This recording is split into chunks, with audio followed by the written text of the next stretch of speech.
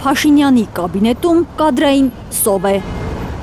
Հա, կառավարությունը սխալ կադրային քաղաքականություն է վարում, որովհետև երկրում կադրային ճգնաժամ է։ Վարչապետը կառավարության վերջին նիստին է խոստովանել, որ սխալ կադրային քաղաքականություն է վարում, բայց դրա թիվ 1 մեղավորն էլ ինքը չէ։ Կարող է Մեղավոր են նախկինները, ժողովուրդը, երկիրը, անգամ ենթակաները, բոլորը, բացի իրենից։ Եվ սա այս դահլիճի, այս աթոռի տասնամյակների պրոբլեմն է, տասնամյակների պրոբլեմ։ Կադրային խնդիր որպես այդպեսին ոչ Հայաստան, ոչ էլ աշխարհում չկա։ Կա Փաշինյանի հետ աշխատել չցանկանալու խնդիր, ասում է հանրային կառավարման մասնագետը։ Նեպոտիզմի սկզբունքով, ենթակայության սկզբունքով ընտրում մարդկանց, այսինքն այն մարդիկ, որոնք համաձայնություն են հայտնում ենթարկվել իր վարած քաղաքականությանը, այդ մարդիկ նախընտրելի են։ Իսկ ո՞նց է կարծում, որ մարդն է ներկայի վարած քաղաքականություններին, որը իմ գնահատմամբ հակահայ է, թուրքական շահեր սպասարկող, որ մարդը կհամաձայնվի այդ քաղաքականություններին անտարբեր լինել կամ այդ քաղաքականությունների հետ համաձայն լինել եւ աշխատել իրենց հետ։ Պարզ չէ, որ միջակ կարողություններով փողատենչ ինչ-որ անձնավորություն։ Լավ մասնագետը սովորաբար կամակատար չի դառնում։ Դեմ չունենք։ Իսկ Փաշինյանին Ավետիսյանի կարծիքով կամակատարներ են պետք, նախ եւ առաջ իր, ոչ թե պետության գործերը առաջ տանողներ։ Որ Ենթականեր, որոնք հաշտ են մի օր, մի SMS-ով աթոռը կորցնելու մտքի հետ։ Մտավոր կարողություններ, ինտելեկտ ունեցող ցանկացած ոք անհնար է որ համաձայնվի նման համակարգի ներքո աշխատել։ Այսինքն խնդիրները այս դաշտում են։ Ուսումնասիրությունները ցույց են տալիս, որ Հայաստանում ոչ թե կադրային, այլ առաջնորդության ճգնաժամ է։ Այսինքն առաջնորդը երբ չի կարողանում ճիշտ նպատակներ դնել,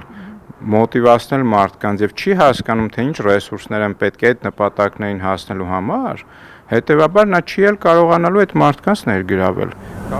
Ահա թե ինչու է Փաշինյանի կաբինետում պաշտպանության նախարար դարձել պատմության ուսուցիչը, առողջապահության նախարար, քաղաքացիական իրավունքի մասնագետը, սոցապնախարար, պատմաբանը, բարձր տեխնոլոգիական արդյունաբերության նախարար, արևելագետը։ Ի վերջո, Հայաստանը հիմա այն երկիրն է, որտեղ օրենք գրողը, падգամավորը կարող է բարձրագույն կրթություն չունենալ։ Իսկ ֆինանսների նախարարը դժգոհել ցածր աշխատավարձից։ Ես կարծում եմ, որ այն աշխատանքը, որը ես անում եմ, եւ այն աշխատավարձը, որը ես ստանում եմ, իրար հետ